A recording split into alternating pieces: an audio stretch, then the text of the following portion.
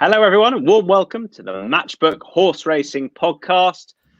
We've got another one for you, previewing an excellent day's racing at York on Friday, which is Matchbook Yorkshire Cup Day. Matchbook sponsoring another couple of races, as was the case on Thursday. And we've also got the best of Saturday's action. We picked out 4 from Saturday from the ITV races to preview, including the Group 1 Lockinge. A stellar team amassed for you, including Sam Turner. Hello, sir. Hello, including me, yeah. As well as me. Just about, yeah. I could have phrased that a bit better, couldn't I? Must work at being a presenter. Very accurate, to be fair. We've got Micheál Deasy, who is very much Matchbook's own. Look at him. Branded wall, branded top. It's everywhere. Not a tattoo yet? No? Nearly. Nothing that I can show you anyway. Exactly. And super sub Steve Jones. Now, Adele Mulrennan couldn't make it on the pod, I'm afraid. She was obviously at York on ITV today and got a little bit delayed. But everyone's favourite super sub is here. And he does turn up in his own right, as well as he did earlier on in the week. And he's jumped on board again here. And you've been in good form, Jones. You've got a good week. Well done. Hopefully it can continue. You're only as good as your last tip. No, it's good to be called up. Adele must have been caught with Ollie Bell and all his celebrity mates, I think. Hard job when you're at York. Steady. Yeah, it is quite right too. Ollie's a big fan of the podcast. Hi.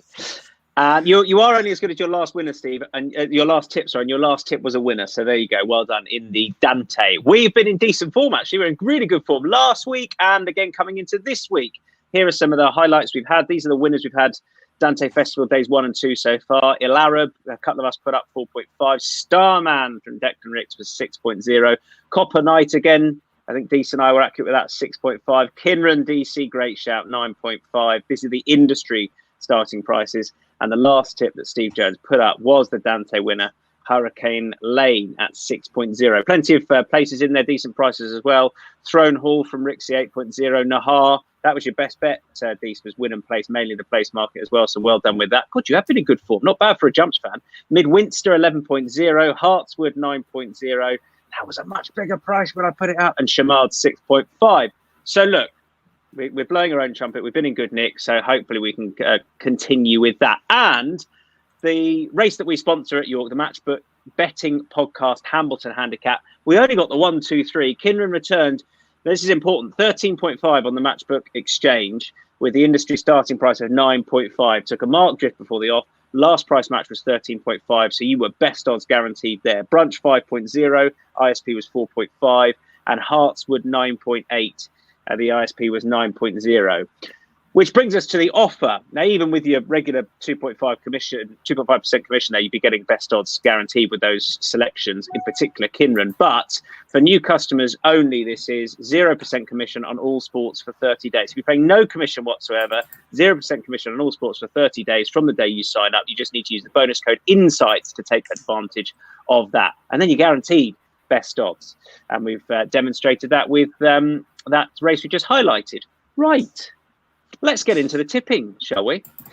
Let's kick off with the Marygate, the 140 at York for the Fillies over the 5. Deasy, take it away.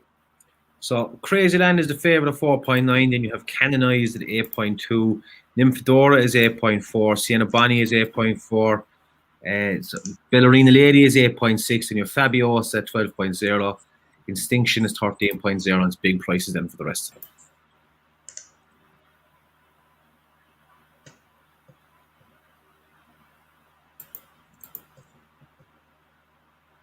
You're muted, Tom. Well done, everyone. Yeah. Thank you very much. I'll start with Sam.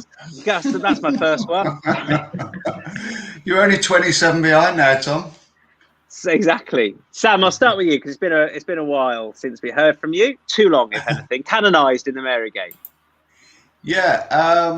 Just a quick weather forecast, really. Just looking at the latest postings from York this afternoon, etc. The ground had dried out quite a bit, according to the going allowance I got from this afternoon. I think it was genuinely good by the end of play. Just looking, they were expecting a couple of thundery showers through Thursday afternoon. Whether those have materialised or not, I don't know. But if they do, it shouldn't affect Canonized, who coped I mean, it said good to firm ground at Goodwood, but I thought there was definitely plenty of cut in it. It was a miserable, cold day on the Downs that afternoon. I thought she won with a good bit in hand. I think this is a really interesting race, mind. But don't forget, for these 2-year-old races, the stalls are up on the near side to help them with the rail.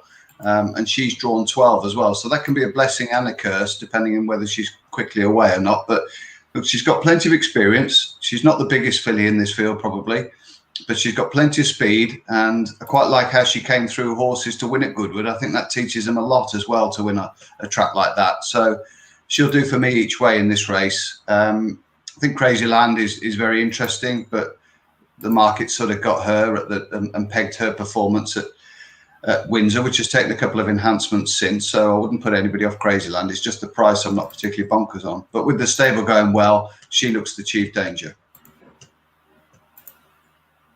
I'm a big fan of Crazy Land, who you mentioned there, who won really nicely. And as you say, the form's taken a big old boost with Sienna Bonney coming out and winning subsequently. Fabiosa as well, who I thought was pretty good at Nottingham as well, and she took a step forward for that. But for that start, but I think Crazy Land is I agree, she's probably a bit short than I thought she would be, but I do want to have her on side off the back of that win at Windsor. It's going to be slightly easier ground, but I'm not too worried about that. The other one I wanted to mention, I take the point about the where the rail is, or where the stalls are in relation to the rail, but I thought Russell in the Bushes was just a touch overpriced. Win and place, probably more in the place market, but she is fast. She showed a lot of early speed at Chester, and on this flying 5, I know there's lots of speed in the race, but they'll do well to have more than 1 or 2 pressurising her, I thought. And my hope is that she, never know, hangs on for the win. But I think we could be playing the places with her. But I thought she was a little bit bigger than I thought she would be, given that I thought the track would suit. So those are my 2 against the field. I've got another 2 horses coming your way as well. Steve, first of all, with Fabiosa. Fabiosa? No, that's me. Not on my radar. Do you know what? I've started really well, haven't I? Dees, first of all, with Fabiosa. You gave her a mention there a second ago. She finished 4th behind Crazy Land on debut, but she was absolutely flying at the finish. She's making up loads of ground. I think the penny just dropped a bit late. And then last time out, she was very impressive at Nottingham. Horses that Nottingham was a good track, I think, for 2-year-olds to learn their trade on. She obviously came on the land for her debut, and she's a nice enough price as well now for this. She's 12.0. That's a win and place price. I had a good look at Canonize as well, and I'd say between the 2 of them for me, but I'm going to stick with Fabiosa just because I think she could come on a bit even for her 3rd run, and she's 3 times the price of Crazy Land despite having finished close enough to her on debut. So I thought it was a bit of value there. Win and place Fabiosa. Steve Jones. I think it's quite easy to get carried away with the horses that have won in this race. And obviously that's no bad thing. But I wouldn't take it as real. These are young, inexperienced filly, 2-year-old fillies early in the season. And the one I like, who showed a lot of speed last time, is Nymphadora. And I take what Sam says about the stalls being on the rails, but I thought there was a lot of pace in this. I thought that across the track, a lot of these horses showed a lot of pace, and she was one of them last time, and she ran in an absolutely red hot. I think this was I know we're early days with the 2-year-olds, but this was certainly one of the best fillies maidens that we've seen so far, behind Desert Dreamer, who's just gone in very impressively again at Newmarket, and there's a stack of winners that's come out of it. So that was a good race, and she didn't really get the start right, but she showed a lot of pace in the early stages, and she was still in front within 2 furlongs to run, and just got run out of it in the closing stages. I thought she'd take a bit of a step forward for that Nymphadora, who's trained by Andrew Goulding. And I think this track will certainly suit her. York is for the speedsters, and that's what she's got. Loads of pace. And I just thought that the market, she has been well backed, certainly today, this afternoon. Maybe that's because of the form getting the boost within the last hour. But I thought that she was a little bit overpriced even now. And so in a race where it's full of imponderables, and I agree with you guys with Crazy Land. It's interesting that Clive Cox has had 8 2-year-old runners so far, and 4 of them have won. Crazy Land obviously being one of them. So he obviously knows where he is. But I'm Nymphadora, and if my selection Nymphadora beats yours, Tom, Russell in the Bushes, Nymphadora from Russell in the Bushes, someone's got to be in for a good night, aren't they? Yeah, it seems like they're well named. I was just checking the price of Desert Dreamer, who's gone in at even money, but was very impressive. Stuart Williams is Filly, so that's taken another boost. That form is very. I think there's 2 really strong bits of form represented in this race. Moving on from the Marygate, we happy there, chaps?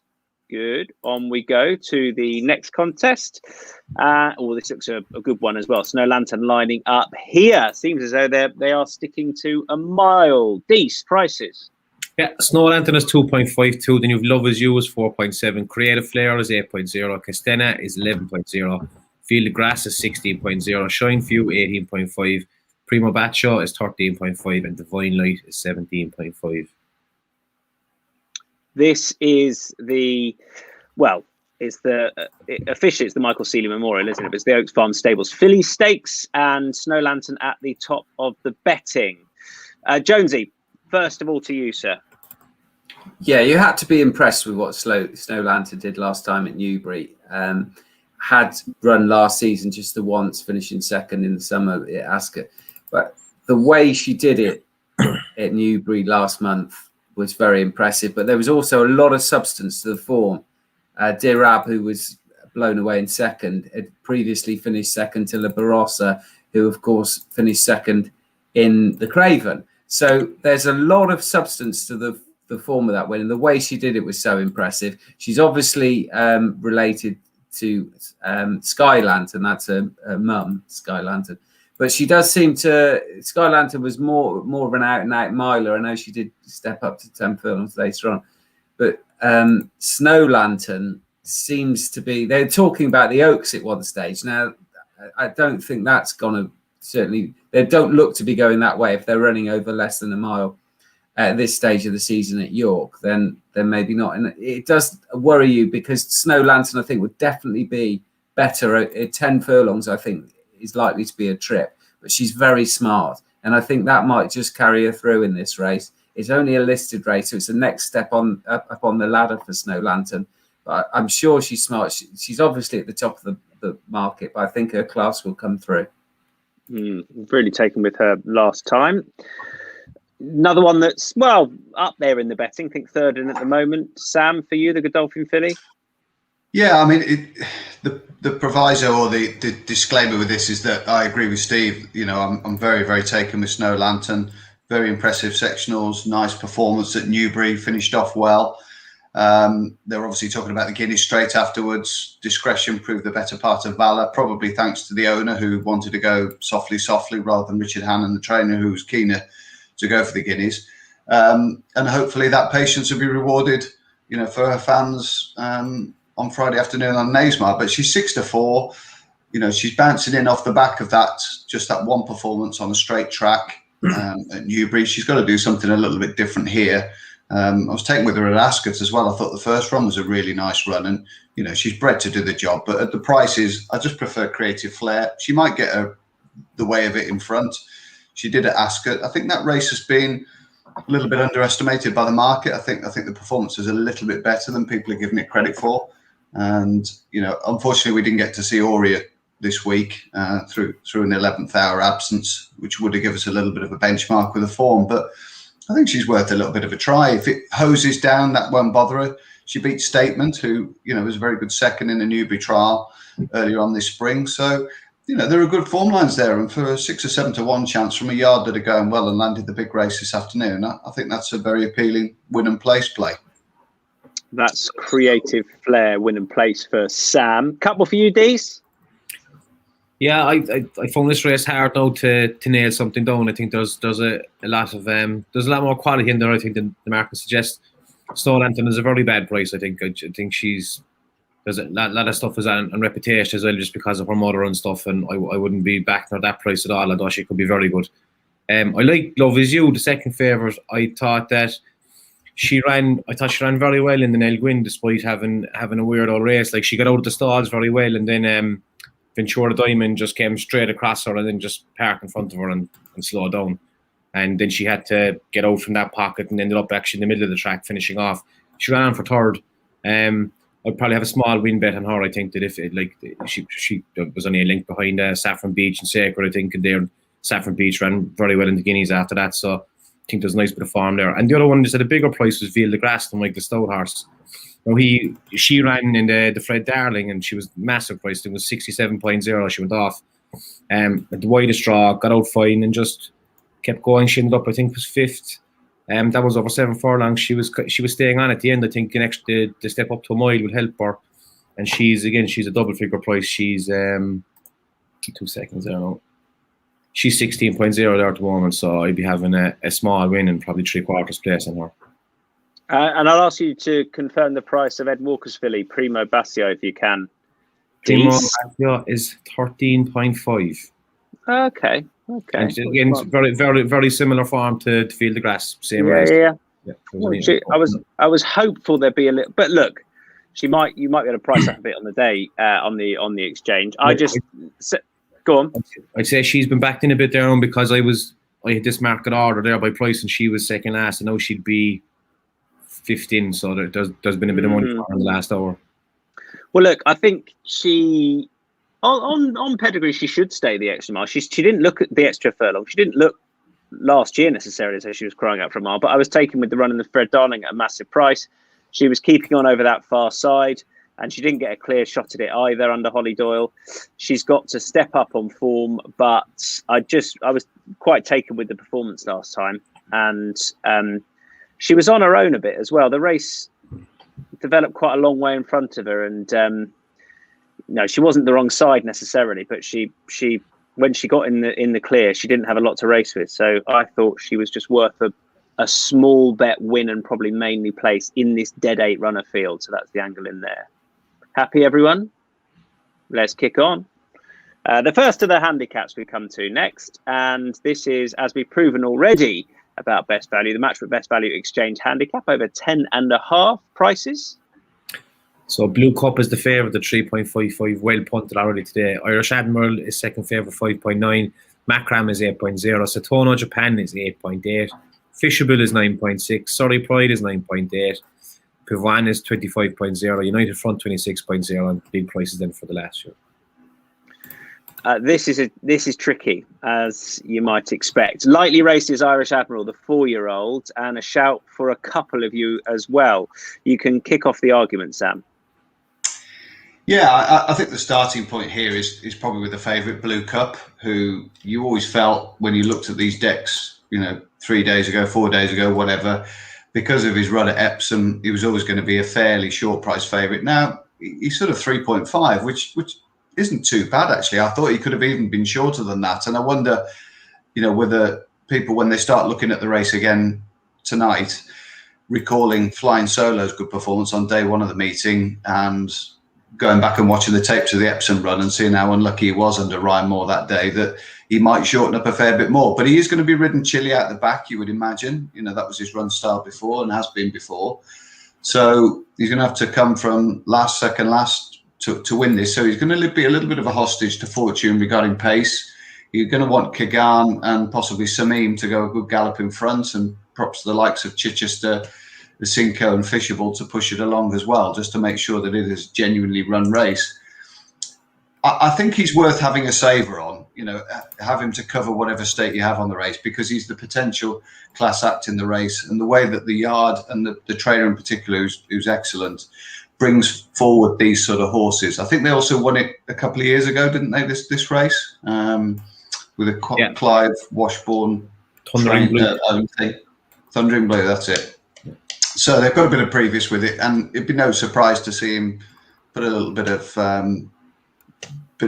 sparkle and a bit of dust, bit of gold dust on this race and win it comfortably. But I'll take a chance with William Haggis's horse. It's interesting that he's plunged him in here off 95, just off the back of that weak Wolverhampton novice win, which doesn't look great for him, admittedly. A couple of horses have come out of that and finished well beaten since. But it's more the fact that, Haggis has obviously had Il Arab in at this meeting early on in the week, who dotted up. He's obviously inherited this horse from Ireland. It copes with a bit of cut in the ground as well. So if they do have the rain, he looks a real improver. Looks a classy animal. We've only seen him 3 times. He's looked pretty good in Ireland. He looked workmanlike at Wolverhampton, but I can't believe he was wound up for that.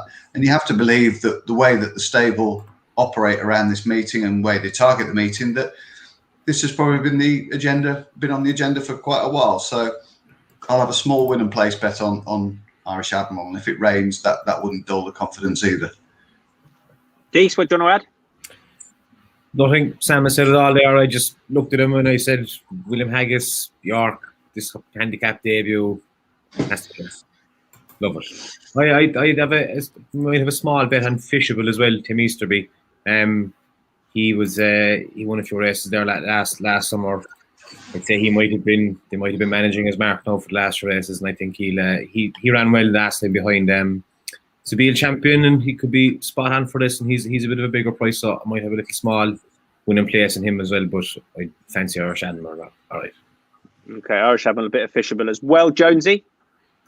Interesting to mention Thundering Blue, because this race has got a habit of throwing up group performers, Thundering Blue being one of them, who won a group race, Marsu, Clever Cookie, Gatewood. So it's got a real good pedigree. So whatever wins it, it's going to be strong form, you would imagine.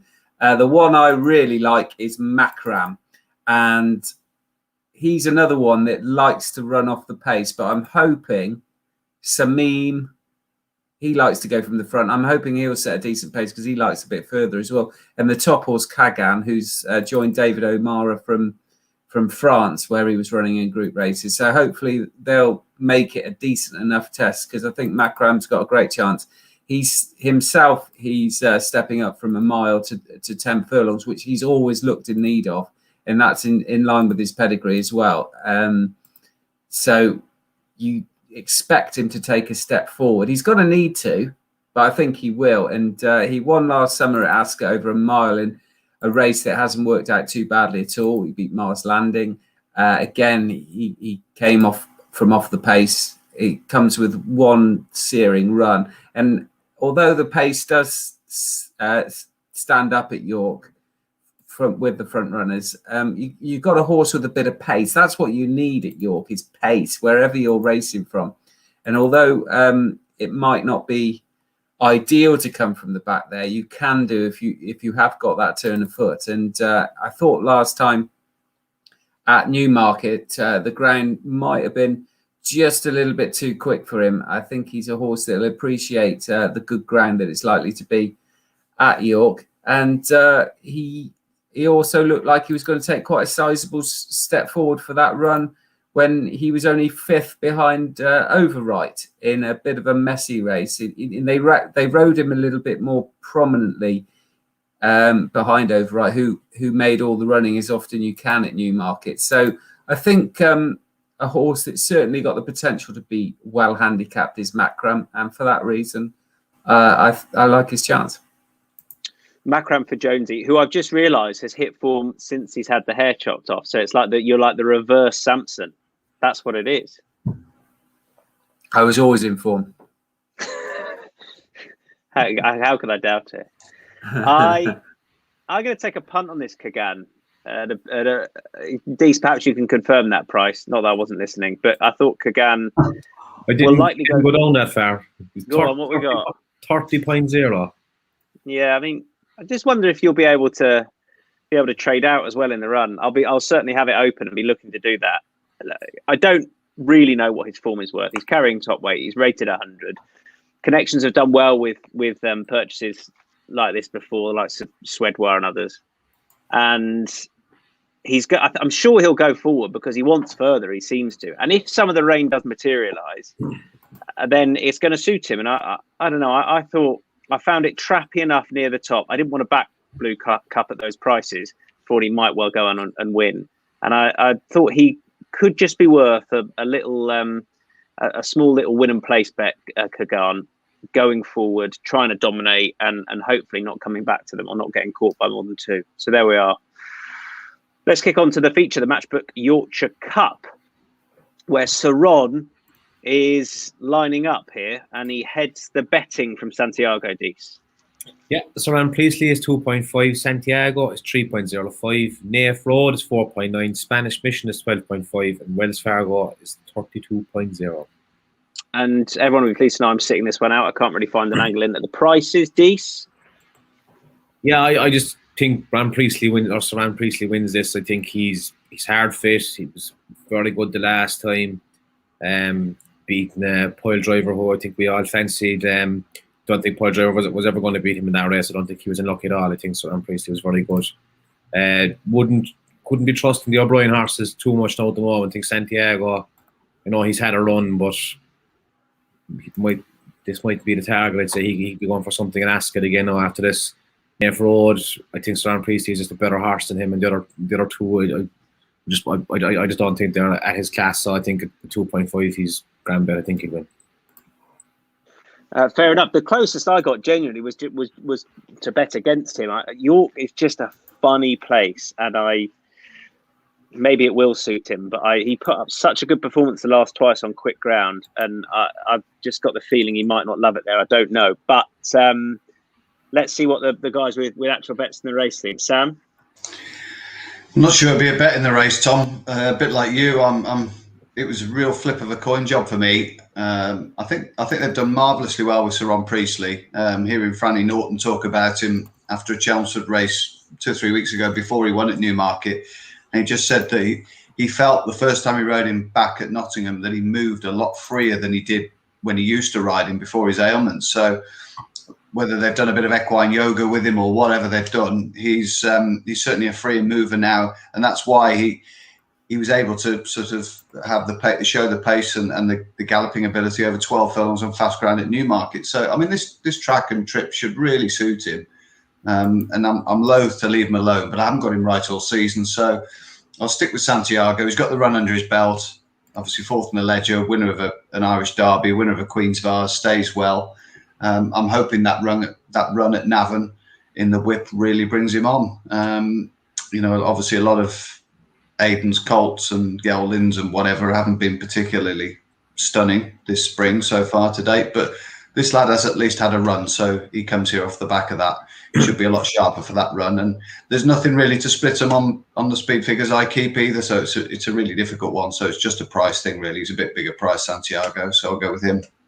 And Santiago is going to be getting £3. He's rated £2 inferior to the favourite, as is stable companion Naif Road, Jonesy.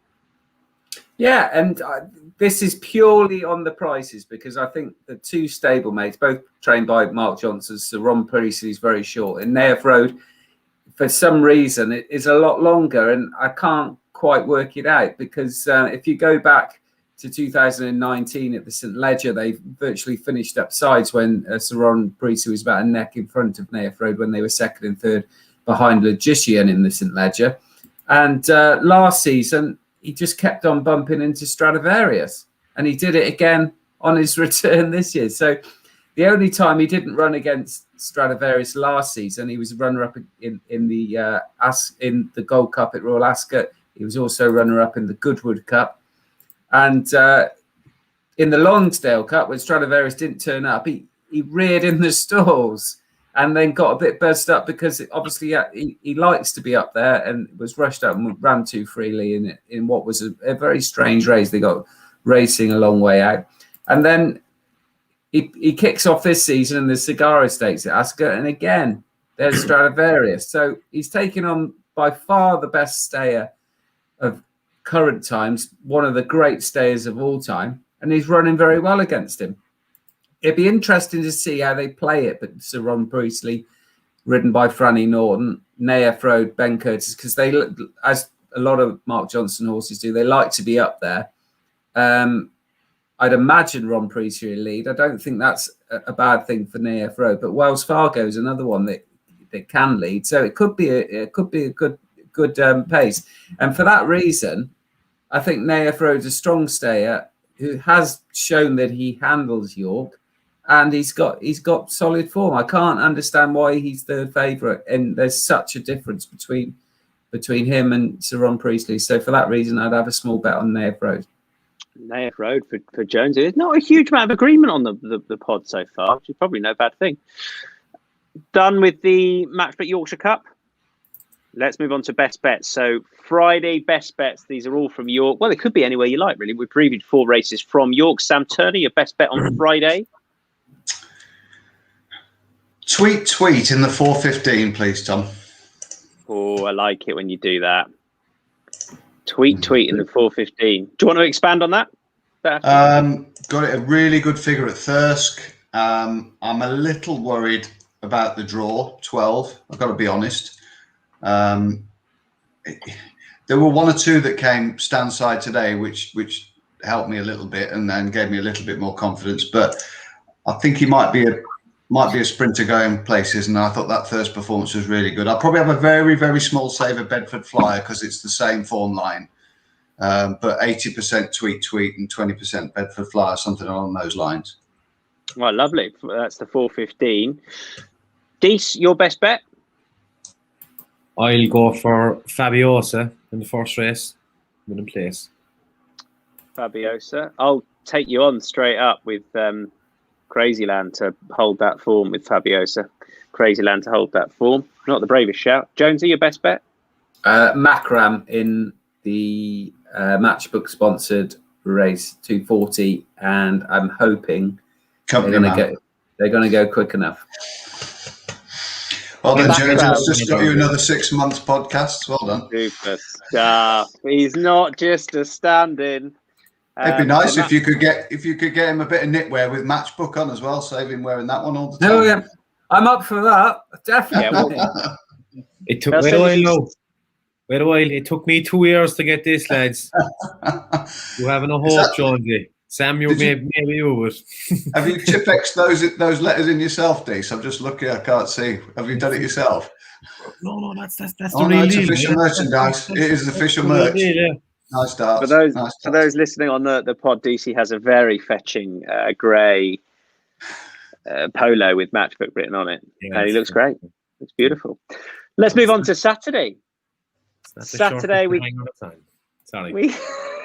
quite right. We move on to the Al Rayyan Stakes, which is the 225 at Newbury on Saturday. Prices, Dees. So Alazi is the favourite at 1.95. Then your Magician is 2.88. Thunderous is 8.2. Ranch Hand is 11.5. Rainbow Dreamer is 27.0. And Asiaf is 48.0. Now, I just want to say about these prices for Saturday. These are early markets. These should tighten up a lot. But you can take these as guide prices. Yeah, early markets there on the exchange at the moment. They will tighten up. This is obviously registered as the Aston Park, this contest. LRC. Sam, help me out. With what? Yeah, I should ask you a question. I think he's a really, really good... I think he's a proper horse. I think he probably wants dig in the ground. And yet I can't quite back him against the... I don't know. I can't quite do it. And I want to, but we know Logician's a proper animal. So apparently William Haggis says that he needs racing LRC, and he maybe just didn't quite get that right last year. But he didn't always. For example, at Goodwood, he threw in an absolute stinker, but otherwise he looks a serious animal. So go on. What do you think? I'm inclined to put that down to the track, Tom, as well. You know, that Goodwood performance. But other than that, I mean, he's been rapidly progressive. His performance back at Newbury in the John Porter was, treated him with utter contempt, didn't he? I thought it was a tremendous effort, to be honest. He's always been held in high regard as well. It took him a while just to find his feet, but I mean, you look at the runs that he put in. I know they were disappointed when he ran behind Mishrif, but the way that race has worked out has been quite astonishing. That listed contest at Newmarket early last spring, and it was rapid ground. It was really quick ground, wasn't it? It was, and then he's obviously hosed up in a novice race and proved that he was as good as ever with his career best performance in the John Porter. So unless he bounces off that a month later, I really, I can't have Logician beating him. I was a bit disappointed with Logician, as I think everybody was last year. He scrambled home in a 2-runner race, didn't look very impressive. They said it was a rush to get there. Then obviously he went to York for the group race and finished last of 4. The fact that he's been kept in training, I suppose, is almost encouraging, really, because they must feel as though they've got him back to where he was when he was winning St. Ledgers and stuff. But I'd take a punt and if people wanted a bet at a bigger price, have a look at Thunderous, something like that. But I'm all over Al-Azi. I won't back him at evens, but I certainly wouldn't be a layer. Yeah, I think I'd be holding out for a sort of quarter of a point bigger or something, but maybe it won't happen. You know, he might shorten up LRC. Well, you mentioned Thunderous, the two gentlemen who are also on the pod like Thunderous. Steve, first of all. Yeah, I thought it was a trappy enough race because Al-Assi has obviously been impressive. Obviously, like soft ground, which you'd imagine it's going to be at Newbury, and comes off the back of a decent run, but does like to be held up. And I thought it Goodwood when he was disappointing. I get the fact it was probably the combination of the ground and the track, but it didn't pan out for him from the rear. And this might turn into a little bit of a tactical race. And Thunderous could easily be the one that benefits from that. And I thought he'd done a lot of racing over a lot shorter in his life. He won the Dante last year, which hasn't really worked out very well. And then he's come back this season. He was beaten. I thought he ran a lot better than the bare form when he was third to Sir Ron Priestley in Pile Driver in the Jockey Club Stakes at Newmarket last time. And I just thought that the ground might have been a bit quick for him there. He has got form on quick ground, but he's Knight of Thunder, and there's stamina on the dam side as well. So it was a bit of a chance he won, because I do think that Al-Assi is a nice horse and in going places, but I don't think that the race will pan out for him as ideally as he wants it. So take a chance on Thunderous. Dees, what do you want to add to that? Not much. No, I just think he could be running himself into fitness now. Obviously, a massive improvement on his first run last time, and he's a value price. I think there was a bit of a negative against Logician, and as he's a good horse, but I'd rather be on something at about 7.0, 8.0 than an even money shot. That's Thunderous. Thunderous for you. Most likely leader, do you think? Thunderous? Yeah, well, they're all as nearly up there, the Mark Johnson horses. Yeah. I'd like that as well. Go out in front and make them catch it. Yeah. When you say that to Mark Johnson, he says, no, I'll just let the jockeys make up their own mind. But he would go forward. So who knows? They don't. That's our Rayyan registered as the Aston Park. Move on to the 3 o'clock at Newbury, which is the London Gold Cup. Traditionally a monster race. Traditionally produces a really good winner. And the first thing to say is that Roger Charlton hasn't got a runner, which is as surprising as anything else. How do they bet, Dees? Be 2 seconds there now. I'm just getting the prices up here. Finger on the pulse. Look at him. Doesn't miss a beat, this lad, does he? Jonesy, tell a joke if you want. I can tell you that this is one of the strongest handicaps that's run each season, certainly over this for 3-year-olds, because you go down the field. We're talking about the Matchbook sponsored race at York on Friday, big strong. This is equally as strong. You want to watch this race. Headman, he came out in one Group 2 races. Before that, Defoe won this in 2017. And he's obviously a Group 1 winner. And then you go back to horses like Time Test and in Al Kazim 10 years ago. A lot of those were Roger Charlton horses. But this has got, for a handicap, this has got a real history of throwing up some top-class horses. So keep your eyes peeled, as Shaw Taylor used to say. It's a rather niche reference, that is, Jonesy. Up until the end, I thought that was great. It's a long time ago. Yeah, there'll only be certain members of our adoring public who will understand. Keep them peeled. Back there. Keep them peeled. It was the forerunner of Crime Watch, kids. It was Shaw Taylor. Keep them peeled. ATV, wasn't it? It was that long ago. These look around. What you got for us, prices-wise, Dees? What you got for us?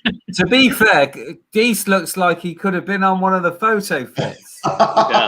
He does.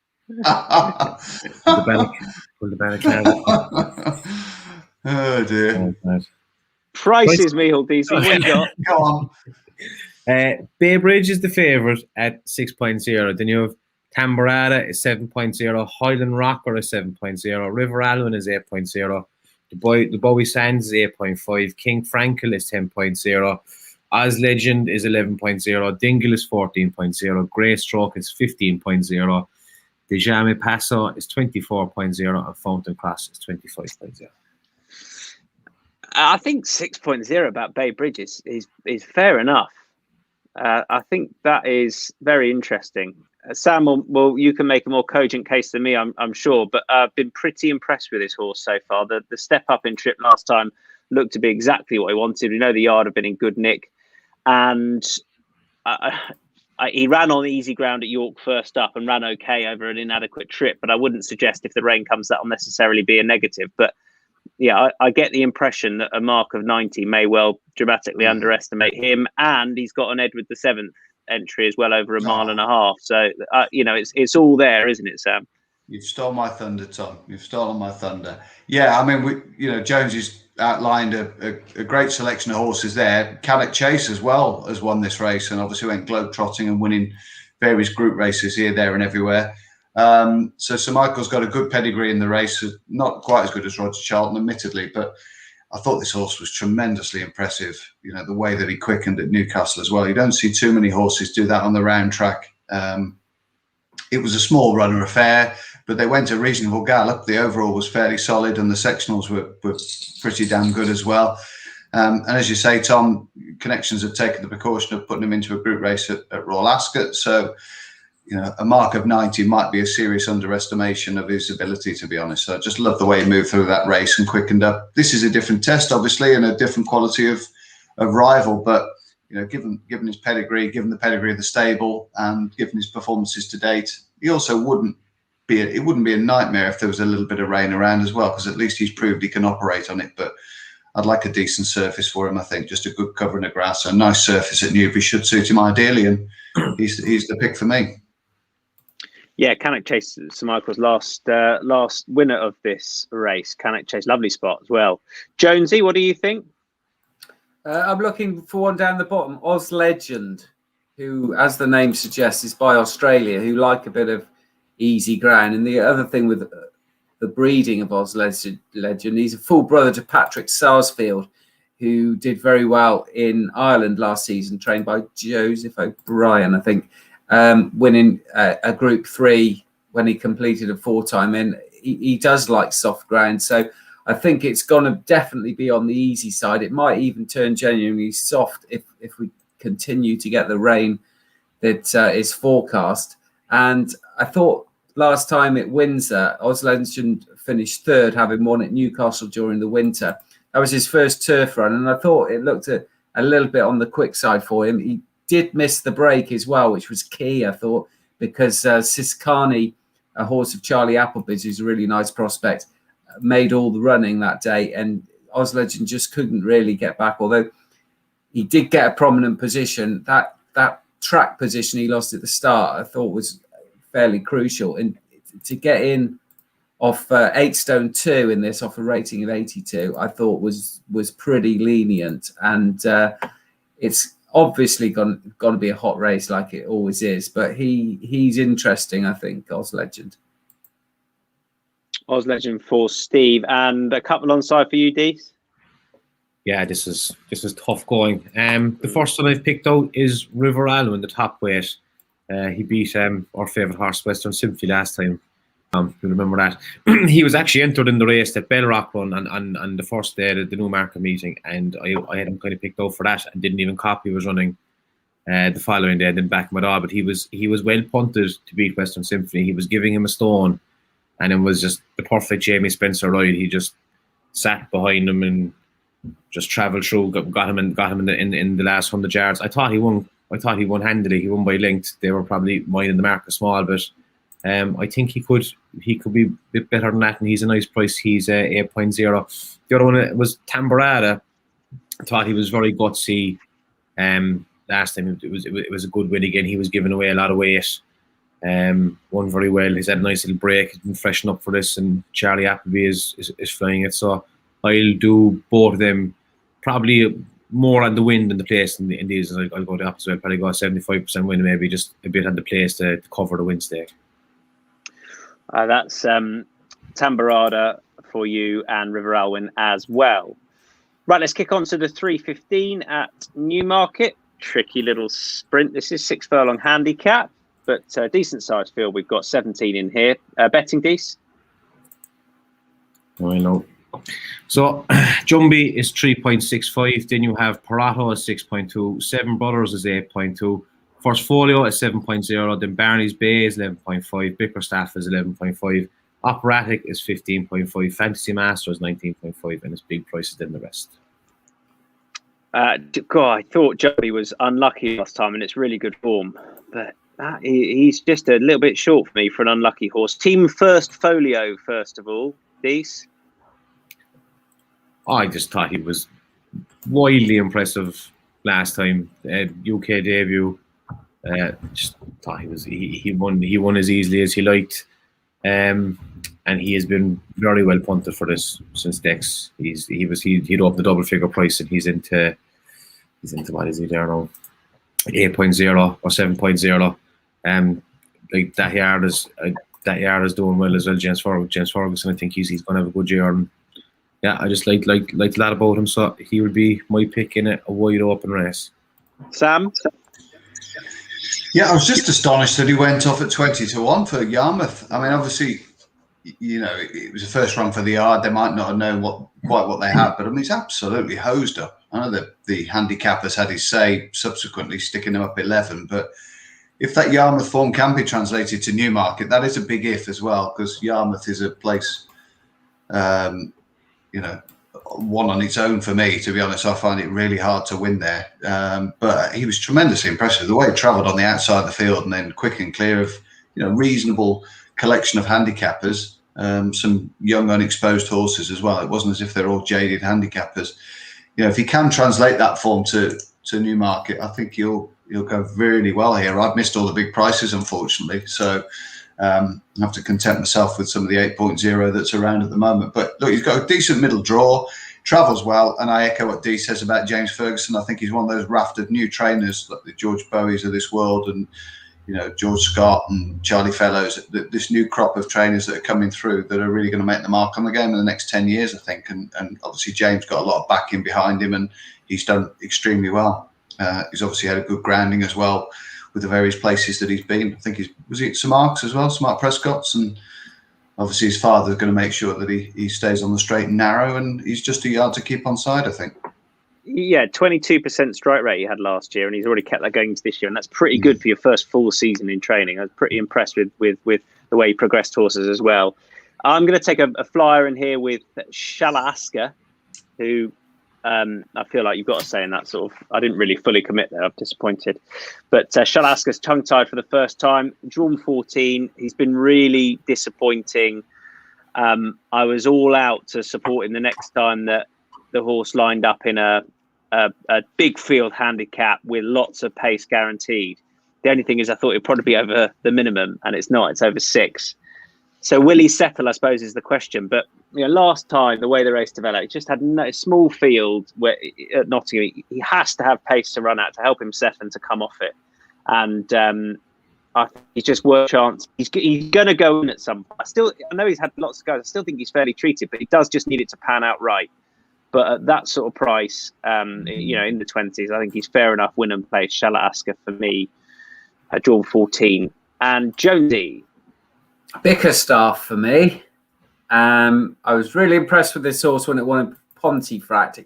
It's not easy to come from off the pace at Pontefract, even though there's a stiff uphill finish. They tend to swing around that bend and they can get away from you. But Bickerstaff picked them up really easily from a unpromising position, and the horse he beat that day, Popmaster, has form tied in with Seven Brothers, so that gives Bickerstaff some real pointer in this race, because Seven Brothers is shorter in the betting than Bickerstaff. And then last time at Newmarket, which I think people are holding against Bickerstaff, because he was only third of 4 that day when Perotto was just in front of them. They were both behind Creative Force, who's a really nice horse, really nice sprint prospect of Godolphins.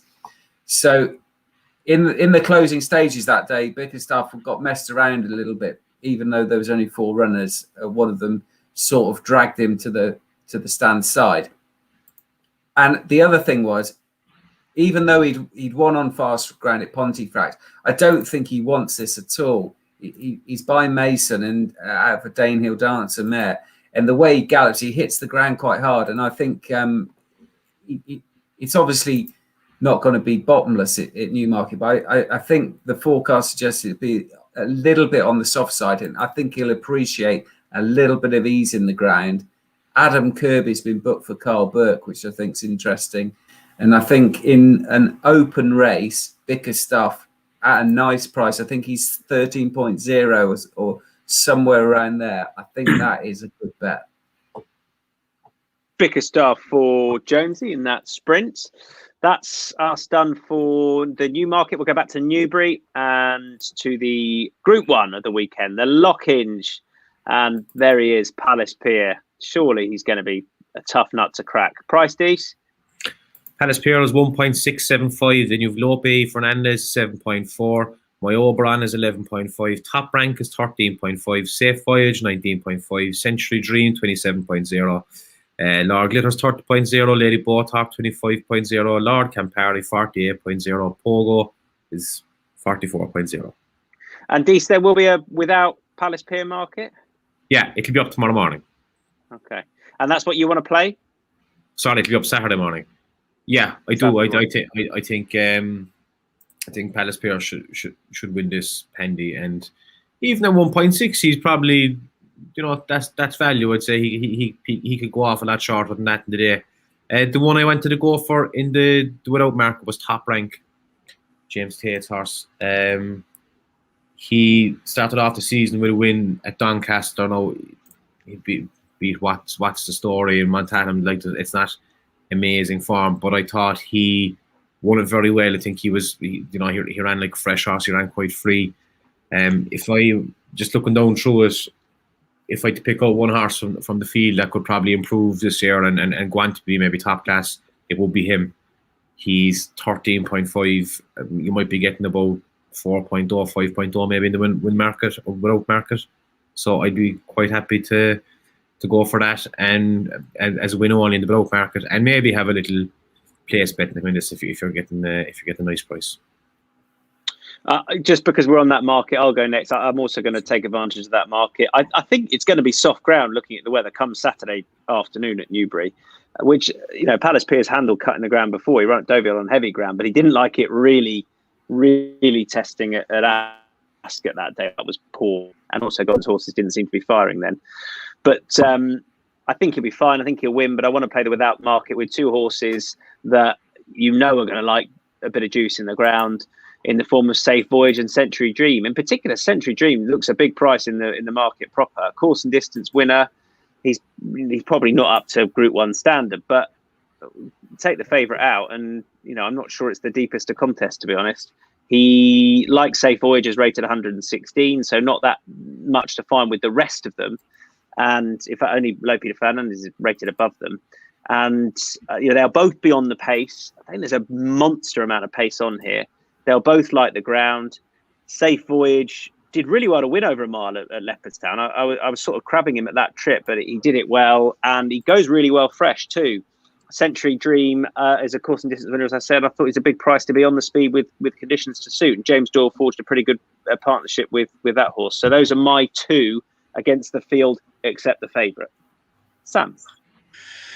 Yeah, I think that's a very salient point you make there, Tom, that the conditions could really deteriorate in the next 48 hours. And I think that's definitely worth bearing in mind. I mean, he's already sort of been anointed the Premier Miler tag, hasn't he? Palace Pier in Europe, and probably understandably so. He's had one reverse, and that was on horrible old ground, as you've alluded to, behind the Revenant, who was well suited by it. I didn't think there was a lot of disgrace in that performance. I know he got beaten at a very short price, but still thought it was a fairly decent effort at the end of a tough season for a 3-year-old. It probably is a worthless task trying to take him on in the complete market with him in it, but I really was tremendously impressed with Lope Fernandez when he won the Heritage at Leopardstown. The way that he quickened off a very strong pace.